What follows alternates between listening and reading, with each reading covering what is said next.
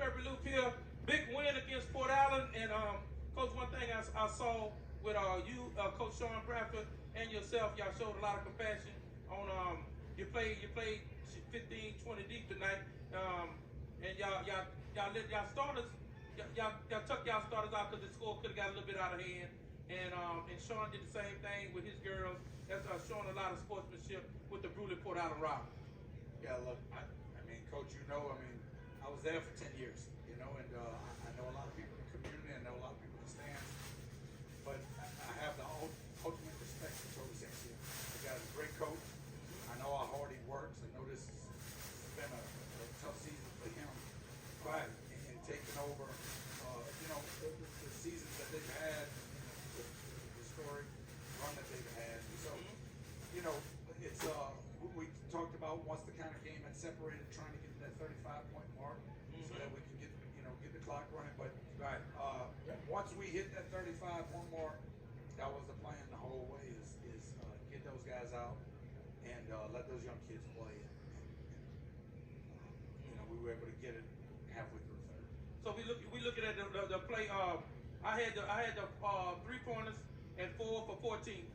I think y'all might have. The JV came in and made a few more. I stopped keeping track after a while.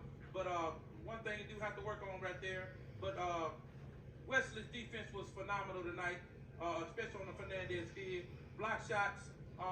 He also scored 9 points in the rebound, and he got Coach on the fast break. Young and Snurl, they had a couple dunks to 5 or 6 dunks to really get the crowd energetic. How you assess the play of the team tonight?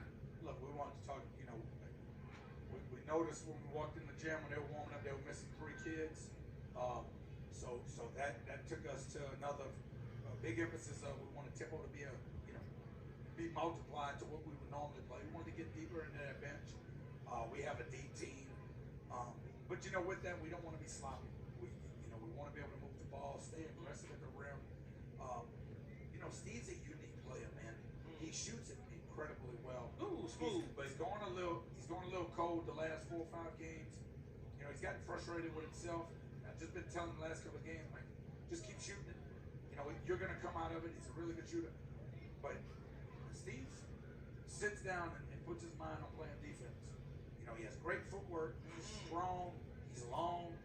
And the one thing that I've been begging him all year is, man, you're the biggest joke in this gym. Get on that offensive glass a little bit more. He did tonight. He did. He did. I'm so proud of him. Easy point. So proud of him. I challenged him before the game, man. Let's see if you can get 4 to 6 points on putbacks. Yeah, that's easy points. I wish I would have kept up with his rebound, because I know he probably had a double-double. Well, he was close. Yeah. He was close. We had a couple block shots. Yeah. And then BJ, Brandon's just tough, man. People look at him and they say, oh, he didn't shoot it that well, and he ain't a great ball handler. But he is just tough. He handles it plenty well enough. He shoots it well enough that you can't leave him. But man, that joker gets in that lane. Him and Ryland Johnson, they make so many tough shots around the rim. Finishing around the rim. Those little guys. Yes. Those little guys find a way to get in there and get rebounds, though. And so, look, BJ's been that player for 3 years now, right? We've seen it. He's matured as a basketball player, but he's also matured as a person. And he's had a great season for us so far. And it's funny you grab those two, because that's our 2 guys on the defensive end. They take the other team's best 2 players defensively, and they know that's their role, and they accept that role, and they do a great job. So, Coach, we're looking at 19-1? 21. 21, sir. We're looking at 21. Big game coming up Friday, but you got a game Tuesday also. And, how do you assess, going into the playoffs, going into that big game, got to stay healthy. A couple of them dunks, Coach, they landed a little. Young had one and Snurl had one. They didn't land properly, and could have got hurt. So we got to be careful with that. And what you're looking at going into the playoffs, and we're gonna close it out. Yeah, look, we're excited. We think it's our time, right? We've been talking about it since August, and our district poses a little issue with us because we have 5 teams in our district. That, they don't have the greatest records, but they're also tough opponents. They have pride. Is programs that have a lot of pride, a lot of history, and they're going to compete every night. but we got to stay in that 3 to 4 slot. Try and get that quarterfinal game here in this building. We lost in that quarterfinal game last year at Iowa, and I got about 800 or 900 here tonight, though. Yeah, and look, Coach, our kids believe, man, it's their time. They built this over a 3-year span.